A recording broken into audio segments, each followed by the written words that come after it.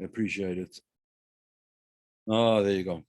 Okay, so we just explained, I'll just say it again, just very, very briefly. We just explained that all of the manifested world, all of the world from Atzilut and on downwards, Atzilut, Bria, Yetzirah, and Asiya, all have 10 sefirot. 10 sefirot, and each of them focus on a different aspect of each world, a different aspect of manifestation, I suppose you could call it. The lowest world, the world of Asiya, is the world where godliness and the godly light is mostly hidden. In the world of Yetzirah is the world primarily of structure. The world of Bria is the world of coming into being, of ex nihilo, coming into being. The world of Atzilut is called the world of closeness, and they're the sefirot that we're talking about here. Those are the sefirot that are mentioned, the 10 sefirot of nothingness. The 10 sefirot of nothingness. At the very least, the sefirot of Atzilut.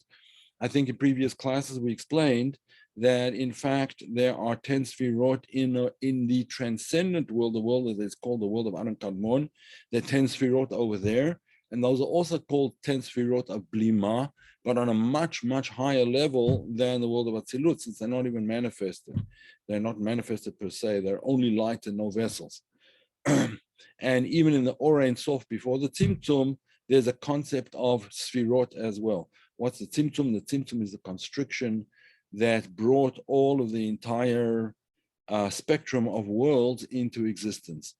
And the various gradations in the light before the Tzimtzum are also called sefirot, but those are called not sefirot blima, but the sefirot of Ein Sof, the infinite sefirot.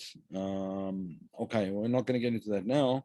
We're talking about the 10 sefirot of nothingness. Last time we did not complete this Mishnah, the 1-4. We got up to here. We're going to do that today. We're going to look at these phrases over here. Examine them, probe them, make each thing stand on its essence, make the creator sit on his base, so to speak. I don't actually like that translation all that much, but we will kind of go with it for now. Okay. Now let me just read it in the Hebrew, and you will get. I'll start to explain this first phrase: examine with them and probe from them. Okay. Bechon bahem, v'chakor mehem. That is the that is the translation that we have here. Now, let me just explain that. Obviously, if there's two words, this is a classical rule in Talmudic and generally in Jewish legal, but also in Jewish spiritual derivations and explanations and logical constructs and so on and so forth.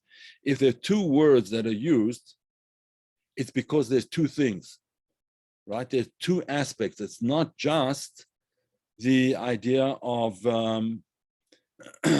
it's not just the same idea, just a repetition of the same thing. Two different things, and we'll see how and why this is the case. So examine with them and probe from them, or rather in the Hebrew, bechon bahem v'chakor mehem. Okay, so what's the difference between bechon and chakor? This is what we have to determine, and this is what we need to understand. Okay, first of all, the question is asked by many, why is it that there has to be any type of examination and probing? Why do we have to try and understand anything intellectually? Is it not simply enough just to accept things the way they are and live with sort of the transcendent quality of belief? It is what it is, and what do we need to know anything about it for? Why do we need to know anything? Now, you will find this attitude and this approach to a large extent in the Far Eastern philosophies, including Buddhism and Hinduism and various, Zen Buddhism in particular, and yoga and various other Far Eastern. I can't claim to be an expert in them, so I'm not going to put my foot in my mouth and say things about them that are incorrect. But what is correct is that they kind of accept things the way that they are. They sort of dissolve into the nothingness kind of thing. Whereas you will find in the Jewish tradition that there's a tremendous amount of hakira. Hakira means examination, right? They want to examine and to test out and to probe and to think things through and to get a clear idea, which we'll come to shortly, of how things work and why they work that way. It is a completely different approach. And the question is asked, why do you need that approach? Is it not simply enough to live the spiritual life without the knowledge? In other words, to transcend knowledge altogether and do without it. You don't need it. And the answer is, in fact, the Torah points out that it is a requirement. It is a mitzvah. It's a requirement for us to, mitzvah means a commandment, to try to probe and to understand as much as possible. Why is that? Well, we were granted intellect. We were granted a brain and the power to think and the power to think things through. And therefore, we have to try and understand as far as the human mind will take us. There is a limit as to where the human mind can reach. We do understand that. And that's why it says actually in the second line over here, it says, and probe from them, not all of them, probe from them. Some of the sefirot, for example, the inner dimension of Keter, is something that we should not probe. It is something that we should not try to understand. It is beyond human intellect. And therefore, that should be left unprobed and not understood because it completely transcends intellect. But how do we understand these ideas? So here is where the first line over here, examine with them, comes into play. Examine with them means we understand, because we've been given this paradigm, we understand the paradigm of the sefirot. After all, we're talking about examine with them, talking about the 10 sefirot. Using the understanding of what the 10 sefirot are, we can then extrapolate to higher and higher levels to be able to understand how things are on higher levels. What's the purpose of that? The purpose of that, again, is meditation, to be able to come to a higher level of consciousness. Every world, all of the 5 worlds that we're talking about, again, starting off from the lowest world, the world of Asiya, then the world of Yetzirah, then the world of Bria, then the world of Atzilut, which is what we're talking about now, and even the world of Adam Kadmon correspond to various levels of consciousness. Or if you want to put it in the classical terminology, various levels of soul. Various levels of soul.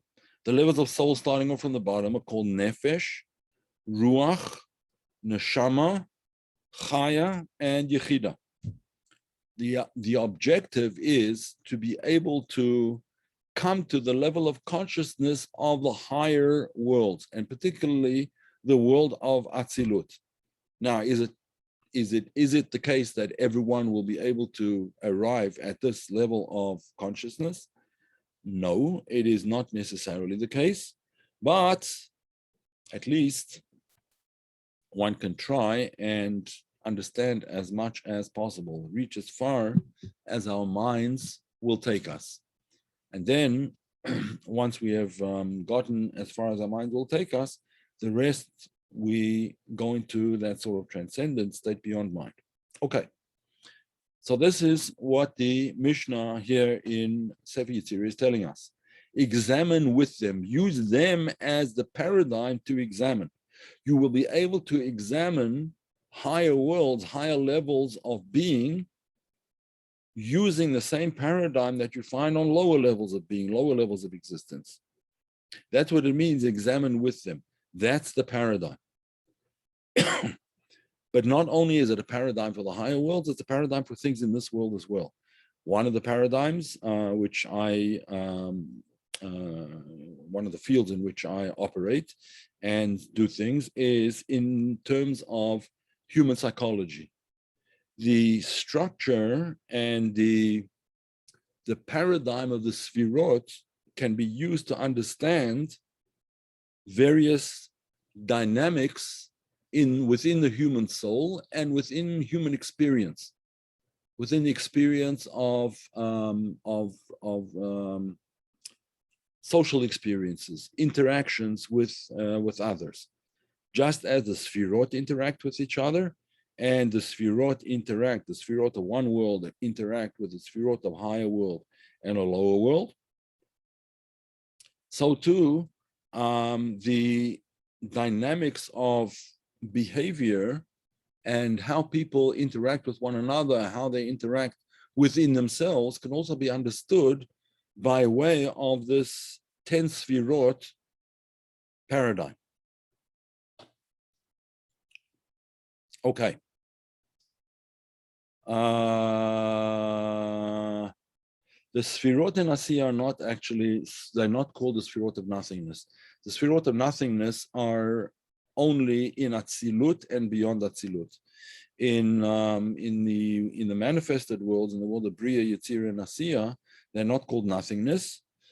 This is a discussion that I think we had right in the beginning when we spoke about in the first Mishnah, when we spoke about the word sefirah. It's associated with Sefer, Sofer, and Sipur. If you probably remember that, that was the first Mishnah.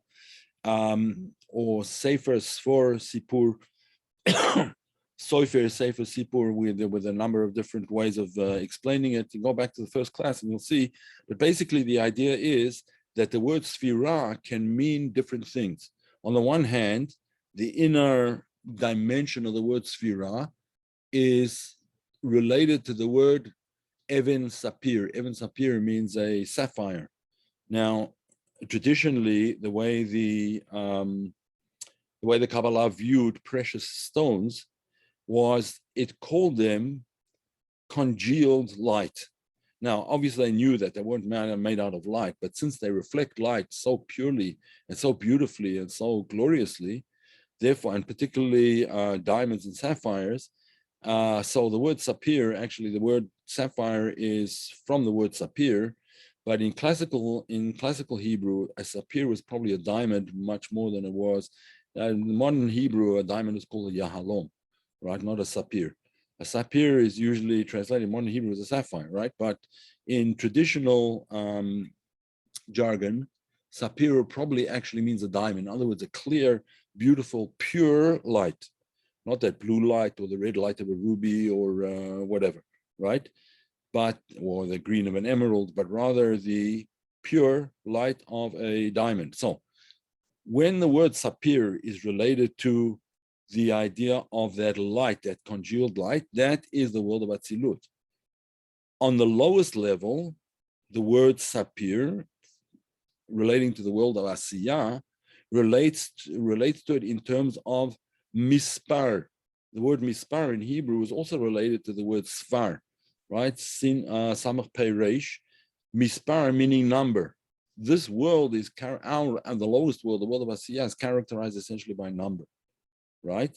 The next world up, the world of Yetzirah, is characterized by what's called sfor. Sfor is a border. It has borders, it has structure, it has limitations, but it hasn't yet come down to the lower level of mispar.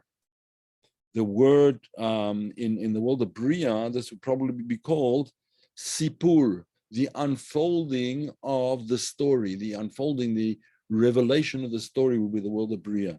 And again, in the world of Atzilut, that would be from the word, the word which means the same as a sapphire, Even Sapir, right? Okay.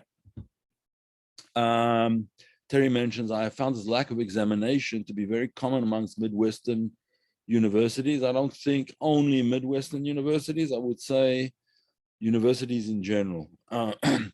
Universities, I've been doing an examination, university papers by, at the moment, dozens of professors so far. I intend to go further in it and have a look, hopefully, at all of them on a certain subject, the subject of my upcoming journey, the Baal Shem Tov, and how they understood the Baal Shem Tov. Just to give you an example, their understanding of the Baal Shem Tov is very superficial. Yes, there are one or two professors who are more, let's say, curious, intellectually curious. So they go a little bit further than just the looking at the surface of things. But the vast majority, they put it in some kind of historical context. They want to make it some kind of, movement of or manifestation is the wrong word. Some kind of renaissance of that was going on in the world in general in terms of spiritual matters or whatever, and that's the furthest that they get in understanding the depth of the mind of the Baal Shem Tov. They don't get very far at all. And I'm hoping to actually write an academic paper on this when I get back. But anyway, yes, all universities basically, unfortunately, are very.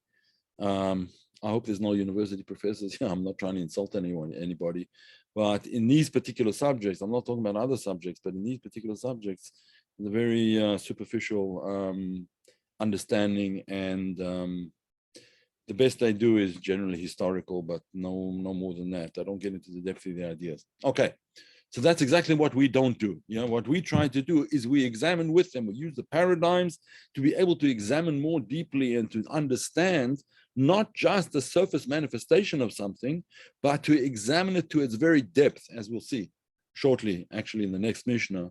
It speaks about the various depths. There's 10, called 10 omakim, 10 depths.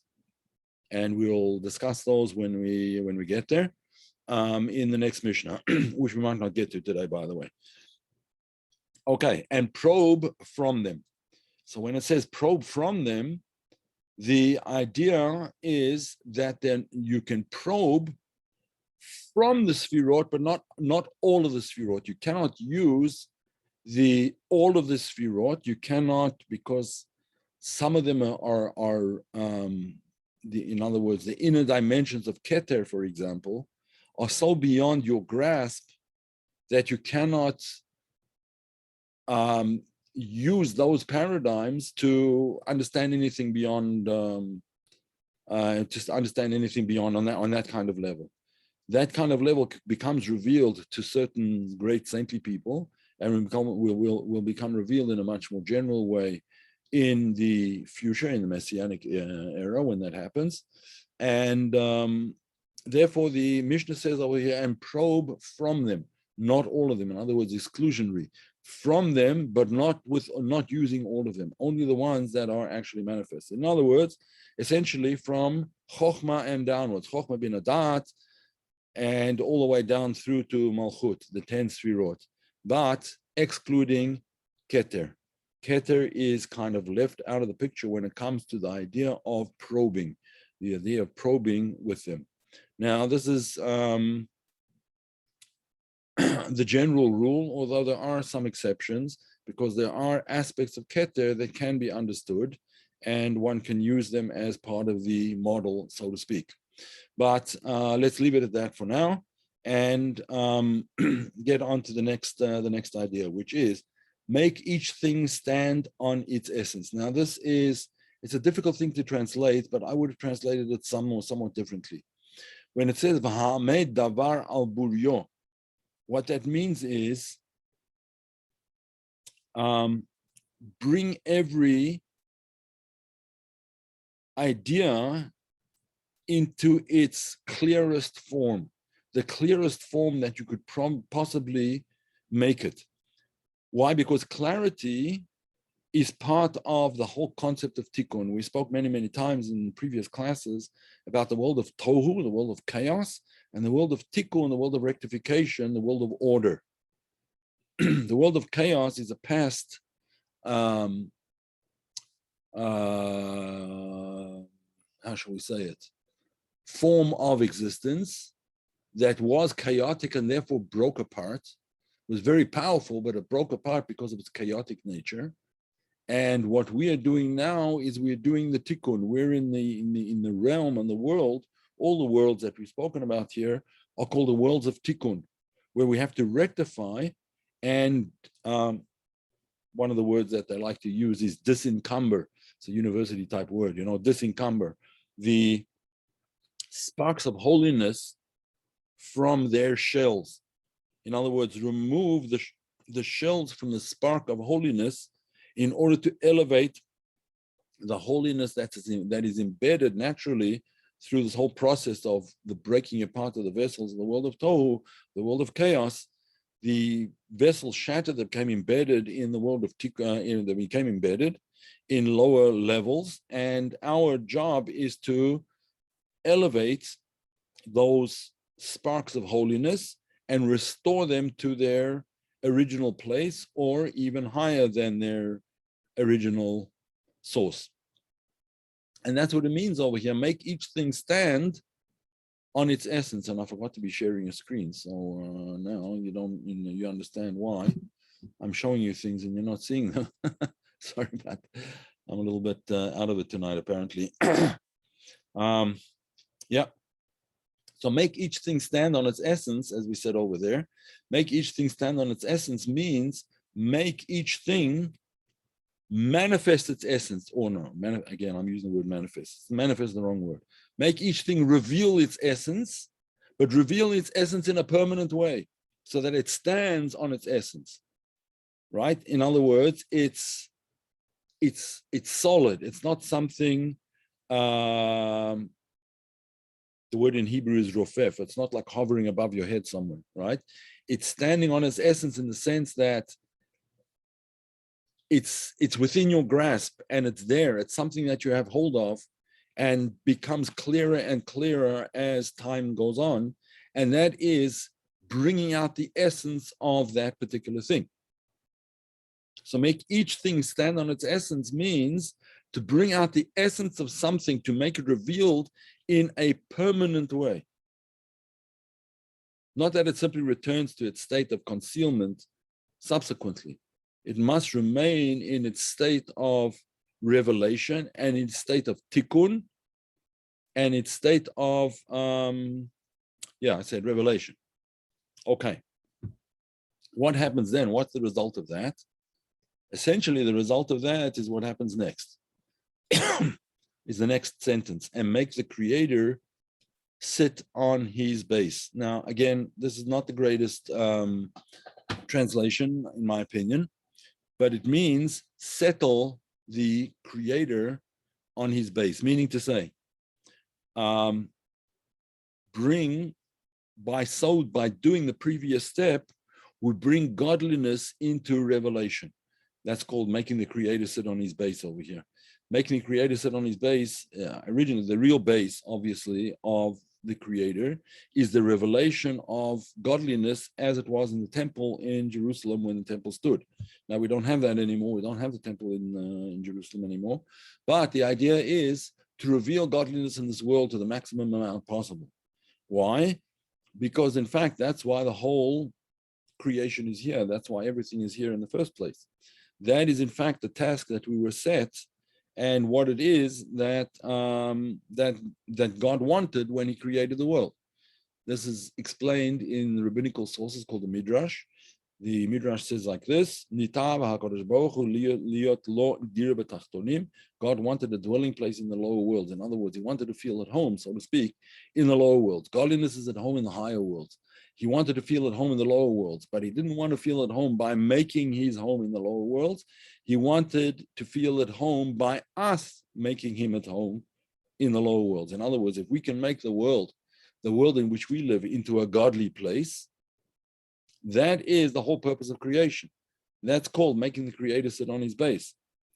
Now, how do we do that? So the steps I mentioned before, right? Examine with them, probe from them, make each thing stand on its essence, and that's what brings the creator to sit on his base. In other words, for godliness to be revealed in the world.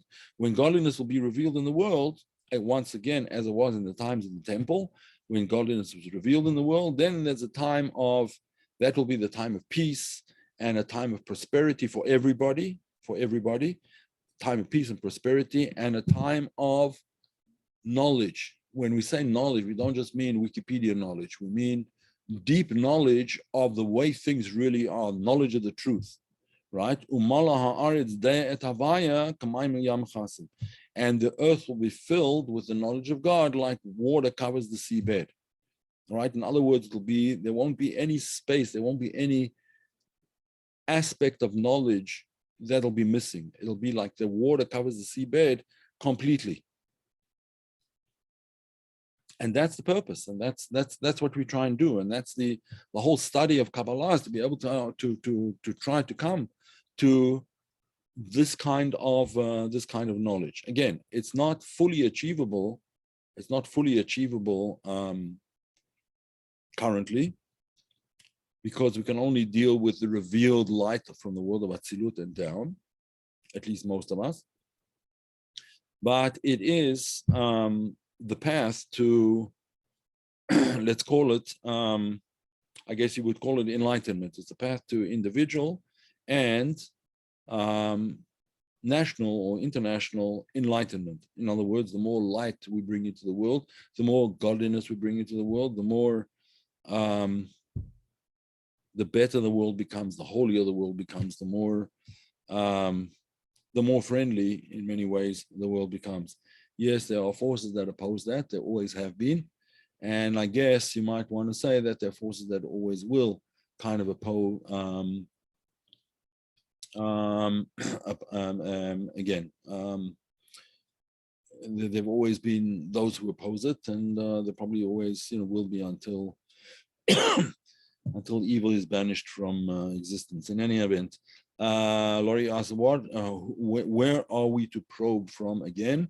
We are to probe from the sefirot that we understand, and we probe deeper and deeper to higher and higher levels of consciousness, where those deeper sefirot or deeper worlds become revealed to the seeker, right? To the searcher, to the one who's probing and searching these ideas. I don't know if that answers your question, but that's what we're trying to probe.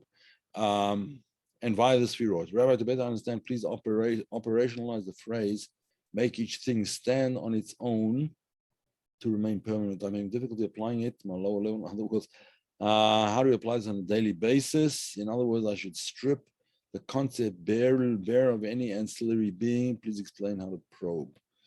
Yes. Okay. So, okay.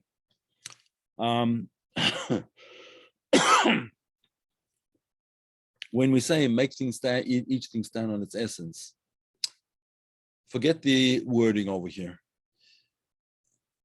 The wording is makes it difficult to understand. To bring the essence out of everything. In other words, you have a desk, right? I'm sitting down at a desk now. It says about Shneur Zalman Liadi, the first Rebbe of Chabad, once asked his son. His son came into to his study, and he said to him, "What do you see here?" And he tapped the desk, and the son said, "I see a desk." So he said, "I don't. All I see is the word of God animating the desk. Each physical object has a permutation of divine forces, or you could probably say divine names, the letters of the divine names, which is sort of an algorithm for that particular object. The make things stand on its essence means that you don't see the desk simply as a desk, right? You see the desk as a divine function in the totality of the universe. You see it in terms of its divine function. What is this desk used for? This desk is used for study, for meditation, contemplation, etc., for writing, whatever it may happen to be. But to see that this desk is not simply a block of wood or several blocks of wood, whatever it is, but that this desk is divine permutations. Now, you might not be able to actually see or experience the divine permutations then. We're not living on the level of Rabbi Shneur Zalman Liadi, right? The Alter Rebbe. We're not on that level. But nevertheless, we can understand intellectually that this is indeed the case. Why is it so much more difficult to be able to see, let's say, water? Let's take the example of water, right? We all know that water, the chemical formula for water is H2O, right? 2 atoms of hydrogen and one atom, one atom of oxygen, right? Forming a molecule of water. That forms each molecule of water. Now, we know that every drop of water has the same formula. It's all H2O. And this is something we don't even have to think about. We know this is, we're clear on it. We live with it on an everyday basis. What the Sefer Yetzirah here is suggesting is that H2O is only the chemical formula. It has a spiritual formula too. That spiritual formula is its essence. That essence has to be brought out, right? It has to be revealed. In other words, that essence we have to be, so to speak, in touch with. Obviously, touch is not going to do it, but we have to be in communication with that essence in the sense that we can understand, we perhaps even feel that this desk in front of me is not simply a couple of pieces of wood knocked together, but it's a divine presence. It has a spiritual presence to it. It has a formula just like H2O. What that particular formula is, well, it's based on the letters of the word shulchan in Hebrew. And we go into a whole long explanation of exactly what a shulchan is and why it is called that. But suffice it to say that there's a formula to everything. Everything that there exists in the world has its own internal formula, just like H2O has its formula, just like carbon has its formula, just like whatever. Okay, does that clarify things a little bit? Okay, all right. Let's see. In the first temple of Jerusalem, were the walls made of lapis lazuli? I don't believe so, but I could be wrong. There was a on the outside there was a layer. Yeah, you're right. In the first temple, in the case of Shlomo Melech in Solomon, he made it look like the sky. So lapis lazuli, probably that's what it was. Yeah, probably. Okay, got it. Great. The essence of water can be explained. Yes, the essence of water can be explained. What the essence of water is can be explained. It's not just H2O. How do you understand the essence of water? First of all, we have to understand what water does, and then we have to understand how it functions and how it does what it does. Now, for example, the Hakira, the examination of it, the inner examination is, first of all, we would understand what water does. It's water is the what's it called, the staff of life, right? Water causes things to grow and enables things to live. So that's a very important function to start off with, right? How does water act? Water always seeks the lowest place. Now, why does it seek the lowest place? Water always rolls downwards and never rolls upwards, right? Why does water always seek the lowest area? Because now we start to get into the more spiritual aspect of what water is. Water actually represents the sefirot of chesed, the sefirot of chesed. And the nature of chesed is to give to those things on lower and lower levels. In other words, the nature of chesed is giving, to loving kindness, right? It reaches out, it's out, and that's why water has that quality. And we can understand, therefore, that the inner dimension, the formula, the spiritual formula for water has to do with this idea of seeking other things out, but not just seeking them out, seeking out things on a lower level than ourselves. It's not just seeking them out. One of the functions of water also is what's called hitdabkut. Hitdabkut means to make things stick together. Like, for instance, you have flour, right? The only way flour sticks together, well, perhaps not the only way, but the most common way of flour sticking together is to add water to it. And then the flour congeals into a single mass, right? Water does that. Water has that function of hitdabkut, of making things stick together as well, right? It's another function of water. So we can figure out like all the things that water does and find their parallels and origins in spiritual dimensions. Now, I'm just giving you sort of basically just the next level up of the idea, but it goes higher than that. There's different kinds of water. There's water of river, there's water of rain, there's water of lakes and seas and so on and so forth. All of them represent different aspects of the various sefirot. Okay? Let's see if can answer some more questions. Actually, Stanman's essence means by making something better than you found it. First of all, to bring out its essence and then use that essence to, how shall I say it? Connect that essence to other essences in order to bring it into a state of full revelation. In other words, let's put it in sort of more psychological terminology. As you probably know, the psychiatrist Viktor Frankl, Man's Search for Meaning.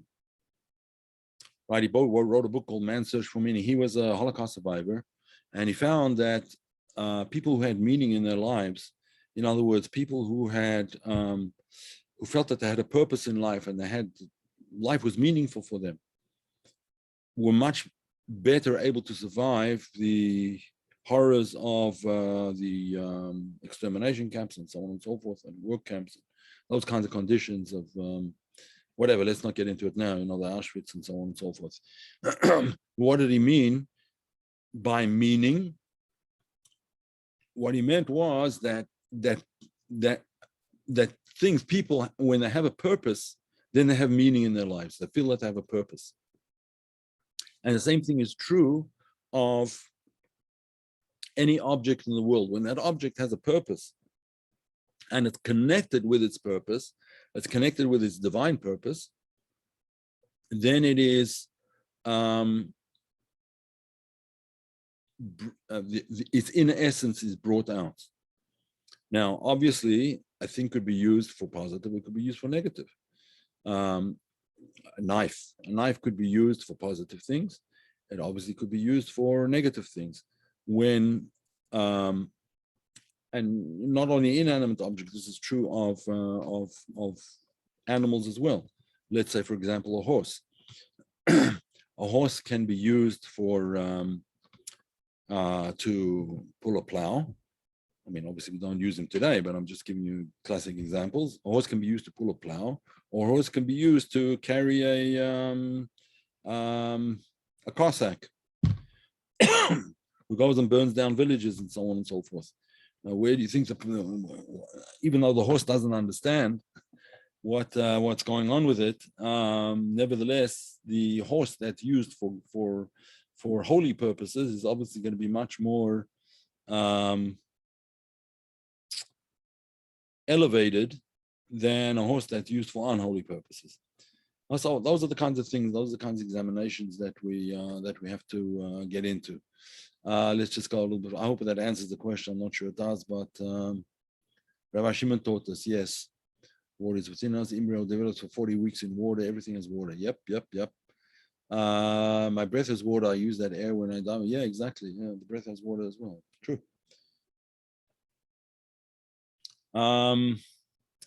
Okay. I don't think we should start the next Mishnah now, because it is it's already 8:45 here, 9:45 elsewhere, so 15 minutes, whatever. All right, we'll leave it at that. Blood, red matter, left column, water, central column, white matter, right column, yes. Also true. different liquids are associated with different sefirot. Blood associated with gvura generally, water associated with chesed, and so on and so forth. All right. Okay. If there's any other questions, I'd be happy to take them. Otherwise, we will leave it at that. So again, just a reminder, next week, no class. None of the days, not Wednesday, not Thursday. Hopefully there's going to be a class tomorrow night. I have a lot of things to do before I leave, but hopefully I will get to do a class tomorrow night. I haven't quite decided on the subject yet, but we were talking about Veikut, and I might just continue with that. But we will see. All right, thank you all, and yeah, I'll have you in mind, guys. Thank you. Thank you very much. Appreciate it.